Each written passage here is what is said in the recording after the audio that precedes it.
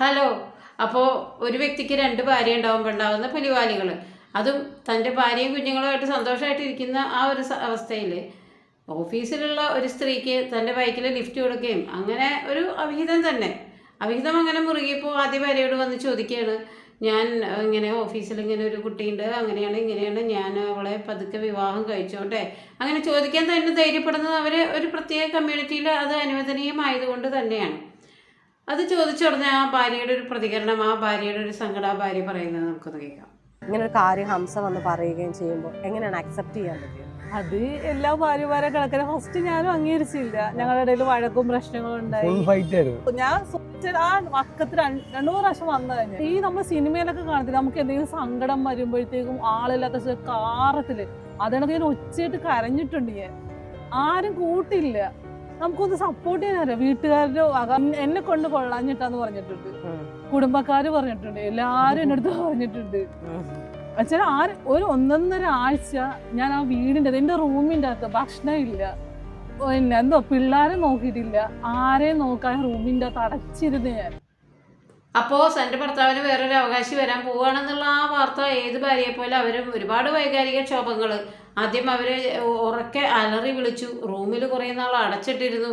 എന്നിട്ടും ഈ മൂപ്പര് പിൻവാങ്ങുന്ന ലക്ഷണമൊന്നുമില്ല. അയാളൊന്നുമില്ലെങ്കിൽ അവളെ കെട്ടി വേറെ വല്ലയിടത്തേക്കും കൊണ്ടുപോകും.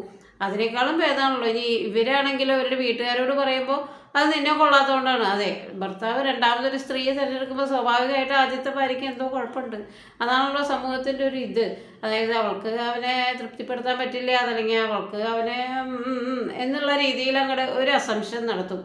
അപ്പോൾ അങ്ങനെയൊക്കെ കുറ്റപ്പെടുത്തലുകളും പ്രശ്നങ്ങളൊക്കെ വന്നപ്പോൾ ആ സ്ത്രീ വിചാരിച്ചു സ്വന്തം കൺവട്ടത്ത് തന്നെ അവർ ഉണ്ടാവട്ടെ, ആ രണ്ടാമത്തെ വൈഫുമായിട്ട് അയാൾ താമസിക്കട്ടെ. അപ്പോൾ അവർ വേറെ പോയി കഴിഞ്ഞാൽ അതിൽ പല പ്രശ്നങ്ങളും ഉണ്ട്. ഈ 2 കുട്ടികളുടെ വിദ്യാഭ്യാസം, 2 കുട്ടികളെ നോക്കേണ്ട ചുമതല, ഇതൊക്കെ ഒരു പെട്ടെന്ന് ഒരു അനാഥത്വത്തിലേക്ക് വഴുതി വീഴുന്നവർക്കറിയാം. അങ്ങനെ അവരുടെ സമ്മതത്തോടു കൂടി തന്നെ അയാൾ രണ്ടാമത് വിവാഹം കഴിക്കുന്നു. പിന്നെ കളർഫുള്ളാണ് സിനിമയിലെ പോലെ 2 ഭാര്യമാരെയും കെട്ടിപ്പിടിച്ചിട്ടുള്ള ആനന്ദ നൃത്തമൊക്കെ നമുക്ക് അടുത്തത് കാണാം. ശരിക്കും പറഞ്ഞു കഴിഞ്ഞാൽ ആട്ടവും പാട്ടൊന്നും ഇവരുടെ ജീവിതത്തിലെ റിയാലിറ്റി ആയിട്ട് യാതൊരു വക ബന്ധമില്ല കേട്ടോ. ഇവർ ഈ യൂട്യൂബിന് വേണ്ടിയിട്ട് 2 ഭാര്യമാരും വേഷം കെട്ടി ഇയാൾ ഈ സിനിമയിലെ പോലെ ആക്ഷൻ എന്ന് പറയുമ്പോൾ നടിക്കുന്ന പോലെയൊന്നുമല്ല. യഥാർത്ഥ ജീവിതത്തിൽ 2 പിള്ളേരും 2 പിള്ളേരുടെ അമ്മയായിട്ടുള്ള ആദ്യത്തെ ഭാര്യ തൻ്റെ ഭർത്താവിന് അവകാശം പറഞ്ഞ് ഇടയിൽ കയറി വന്ന രണ്ടാമത്തെ ഭാര്യ, 2 പേരും പെണ്ണുങ്ങളുടേതായുള്ള മുഷ്കുകളൊക്കെ വീട്ടിൽ സംഭവിക്കുന്നുണ്ടാവും. ഇനി ഇതിലെല്ലാം ഉപരി നമ്മൾ വിചാരിക്കുമ്പോൾ രണ്ടാമത്തെ ഭാര്യയ്ക്ക് കുട്ടികളില്ല കുറേ നാളത്തേക്ക്. അപ്പോൾ എല്ലാവരും വിചാരിക്കും രണ്ടാമത്തെ ഭാര്യ ആദ്യത്തെ ഭാര്യയുടെ വേലക്കാരിയുടെ പോലെയാണ്, അവളുടെ കുട്ടികളെ നോക്കുന്നു, അവളുടെ കുട്ടികളെ എടുക്കുന്നു. അങ്ങനെയൊന്നും അല്ല കേട്ടോ. ശരിക്കും പറഞ്ഞു കഴിഞ്ഞാൽ ഇതിൽ ആധിപത്യം രണ്ടാമത്തെ ഭാര്യയ്ക്കാണ്. പ്രത്യേകമായിട്ട് പറയാനുള്ള കാരണം എന്താ വെച്ച് കഴിഞ്ഞാൽ ആദ്യത്തെ ഭാര്യ ഒരു മുഷിപ്പിൻ്റെ ഉറവിടമായി തോന്നിയപ്പോഴാണല്ലോ ഇയാൾ രണ്ടാമത് മറ്റേ സ്ത്രീയെ വിവാഹം കഴിക്കുന്നത്. അപ്പോൾ ഇയാളുടെ മനസ്സിനെ സംബന്ധിച്ചിടത്തോളം ഇയാളുടെ മനസ്സിൽ ആരോടും പ്രത്യേകമായിട്ടുള്ള ആത്മാർത്ഥതയും സ്നേഹമൊന്നുമില്ല. 2 കെട്ടുന്ന ഒരു പുരുഷൻ, ഒരു പോളിഗമി ഉള്ള ഒരു ഭർത്താവിനെ സംബന്ധിച്ചിടത്തോളം അയാൾക്ക് ഈ 2 ആദ്യത്തെ ഭാര്യയോട് കടുത്ത ആത്മാർത്ഥത ഉണ്ടെങ്കിൽ ഒരിക്കലും അയാൾ രണ്ടാമതൊരു സ്ത്രീയെ പറ്റി ചിന്തിക്കുക പോലുമില്ല. ആദ്യത്തെ ഭാര്യ ആരോഗ്യവതിയായി 2 കുഞ്ഞുങ്ങളുടെ അമ്മയായിട്ട് ജീവിച്ചിരിക്കെ രണ്ടാമത് ഒരു അവിഹിതത്തിൽ ചെന്നപ്പെട്ട് ആ സ്ത്രീനെയും കൂടി ജീവിതത്തിലേക്ക് വലിച്ചഴിച്ചു കൊണ്ടുവന്ന് 2 പേരെയും ഒരു വീട്ടിലിരുത്തി താമസിപ്പിക്കുന്ന അയാളെ സംബന്ധിച്ചിടത്തോളം അയാളുടെ മാനസിക ഘടന എന്ന് പറയുന്നത് ഈ 2 ഭാര്യമാരോടും തുല്യമായിട്ടുള്ള സ്നേഹമാണ്, പ്രാണനെ പോലെ സ്നേഹിക്കുന്നു എന്നൊക്കെ പറഞ്ഞാലും സത്യം പറഞ്ഞാൽ ഇയാൾ അവരെ 2 പേരെയും സ്നേഹിക്കുന്നത് വെറും ശാരീരികമായിട്ടുള്ള ആ ഒരു സംതൃപ്തിക്ക് വേണ്ടിയാണെന്ന് പറയേണ്ടി വരും. കാരണം ഒരു കുടുംബനാഥൻ്റെ ഒരു ധാർമ്മികതയോ ഒരു കർമ്മബന്ധമോ ഒന്നും അയാൾ കാത്തു സൂക്ഷിക്കാത്തതുകൊണ്ടാണ് തീർച്ചയായിട്ടും ആ ഒരു വ്യക്തിയുള്ളപ്പോൾ വേറൊരു വ്യക്തിനെ ആ വ്യക്തിയുടെ മുമ്പിൽ വെച്ചിട്ട് തന്നെ വിവാഹം കഴിക്കുകയും ഒക്കെ ചെയ്യണത്. ഇനി അവരുടെ ഒരു പ്രഗ്നൻസി റിവീലിംഗ് വീഡിയോ ഉണ്ട് കേട്ടോ. അതിലവര് പറയുന്നൊന്ന് കേൾക്കാം. അതുപോലെ തന്നെ അതന്നെ നമ്മളെ ഒരു പ്രഗ്നൻസി റിവീലിംഗ് വീഡിയോ ആരാണ്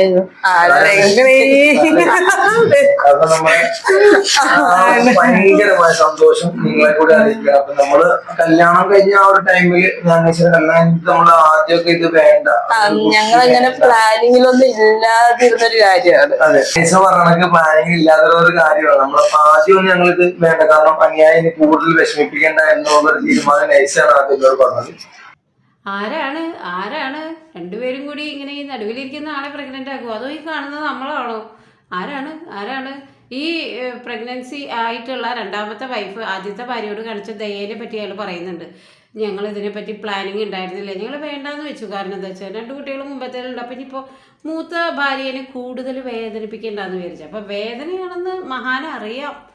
രണ്ടാമത്തെ ഭാര്യ പ്രഗ്നൻ്റ് ആയി ആദ്യത്തെ ഭാര്യ ഹായ് എന്ന് പറഞ്ഞ് സന്തോഷിക്കില്ല എന്ന് പറയാം.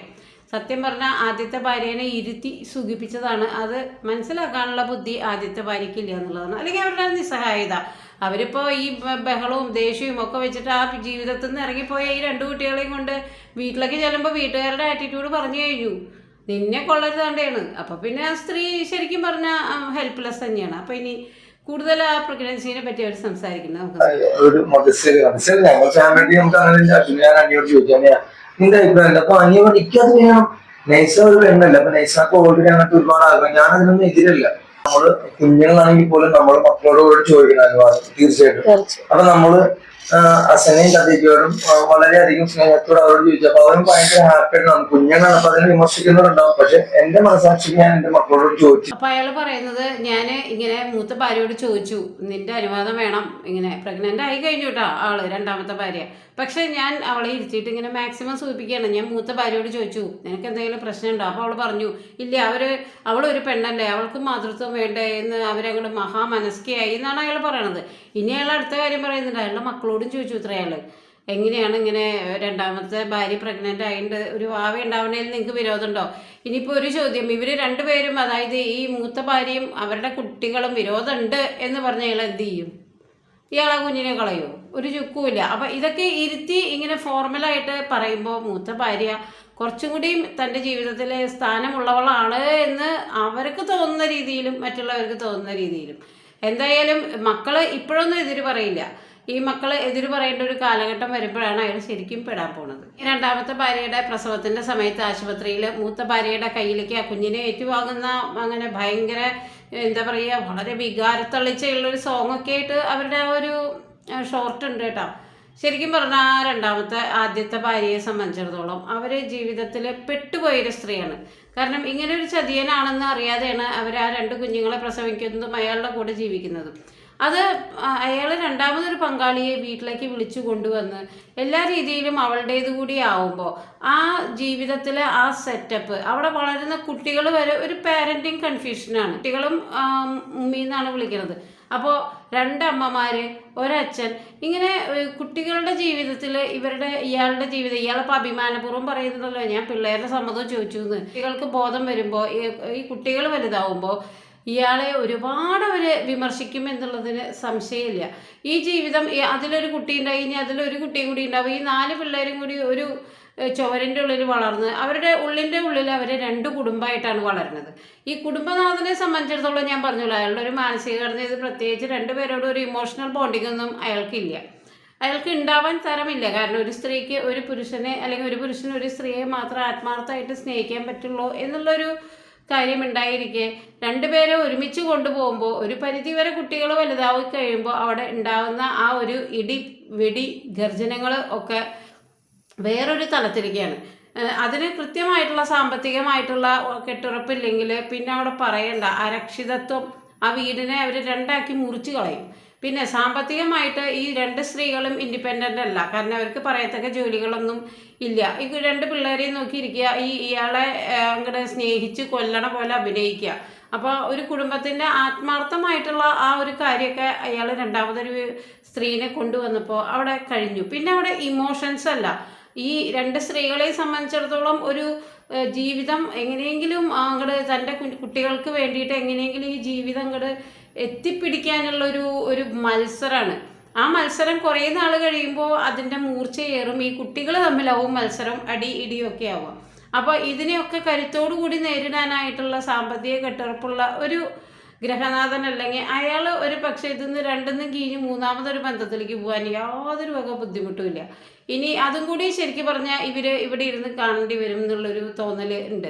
കാരണം അത്രമാത്രം പ്ലാനിങ്ങോട് കൂടി പോയില്ലെങ്കിൽ ഒരു കുടുംബത്തിലെ 2 പിള്ളേരെ തന്നെ നമ്മൾക്ക് ഫ്യൂച്ചർ അവരുടെ കാര്യങ്ങളൊക്കെ നേടാൻ അല്ലെങ്കിൽ ചെയ്യാനായിട്ട് ബുദ്ധിമുട്ടുള്ള ഈ അവസ്ഥയിൽ ഒരു 4 പിള്ളേർ അല്ലെങ്കിൽ 3 പിള്ളേരുടെ ഇടയിൽ, അതും 2 അമ്മമാരിലുണ്ടായ പിള്ളേർ, ശരിക്കും പറഞ്ഞാൽ ഈ പോളിഗമി ഇനിയിപ്പോൾ ഇയാൾ ഇത്രയും വലിയൊരു നായകൻ്റെ അവർ രണ്ടുപേരും കൂടി ഇയാളെ എങ്ങനെ ആശ്രയിക്കുകയാണ് എല്ലാ കാര്യത്തിനും, സെക്ഷുവലി ആയാലും പൈസയുടെ സാമ്പത്തികമായാലും വസ്ത്രങ്ങൾ എല്ലാ കാര്യങ്ങൾക്കും ഇയാളെ ഇങ്ങനെ ആശ്രയിക്കുമ്പോൾ ഇയാളിൽ ഒരു അടിമത്വ ബോധം ഈ സ്ത്രീകളുടെ നേരെ ഉടലെടുക്കും. അതിപ്പോൾ ഓൾറെഡി ഉടലെടുത്തിട്ടുണ്ട്.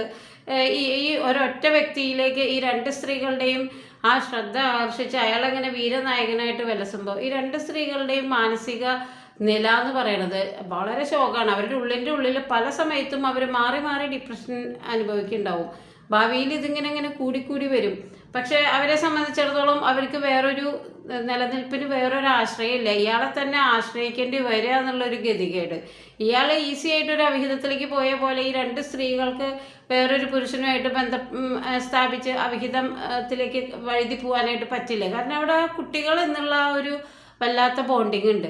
ആ കുട്ടികളുടെ വാപ്പ ഇയാളായ സ്ഥിതിക്ക് തീർച്ചയായിട്ടും അവർക്ക് ആ ജീവിതത്തിൽ എങ്ങനെയെങ്കിലും കടിച്ചു തൂങ്ങി പരസ്പരം മത്സരിച്ചും അഭിനയിച്ചും ഈ പബ്ലിക് മീഡിയ ആയതുകൊണ്ട് പരസ്പരം എല്ലാ കാര്യങ്ങളിലൂടെയും അവർക്ക് പോയേ പറ്റും. ഇനി ഇവർ ഈ മീഡിയയിലേക്ക് വന്നത് തീർച്ചയായിട്ടും ഈ ബഷീർ എന്നുള്ള ഒരു ഇൻസ്പിറേഷൻ കാരനാണ്. ബഷീറുടെ ലെവല് വേറെയാണ്. കാരണം ബഷീറുടെ ആ ഒരു ഫാമിലി വളരെ എന്താ പറയുക എസ്റ്റാബ്ലിഷ്ഡ് ആയി കഴിഞ്ഞു ഫിനാൻഷ്യലി. അവർ 2-3 കോടി രൂപയുടെ വീട് വയ്ക്കുകയും രണ്ടു പേർക്കും 2 വീടുണ്ട്. അയാളാണെങ്കിൽ 2 വീട്ടിലും മാറി മാറി സാമ്പത്തികമായിട്ടുള്ള അടിത്തറയാണ് ഇതിലൊക്കെ പ്രധാനം. പിള്ളേർ തമ്മിലുള്ള വഴക്കിന് യാതൊരു കുറവുണ്ടാവില്ല. കുറച്ചും കൂടി വലുതായി കഴിഞ്ഞാൽ അവിടെ ഒരു മത്സരം. 2 സ്ത്രീകൾ 2 കുടുംബങ്ങൾ. ഞാൻ പറഞ്ഞല്ലോ 2 തല ചേർന്നാലും 4 ഡേഷ് ചേരില്ല എന്നുള്ളതാണ്. 2 സ്ത്രീകൾ തമ്മിൽ ഒരിക്കലും ചേരാൻ പോണില്ല. അതൊരു പുരുഷന് വേണ്ടിയിട്ടുള്ള കടിപിടിയാവുമ്പോൾ അവിടെ പല രീതിയിലുള്ള പൊട്ടിത്തെറികൾ ഉണ്ടാവും. എല്ലാവർക്കും നന്മ വരട്ടെ. നന്ദി, നമസ്കാരം.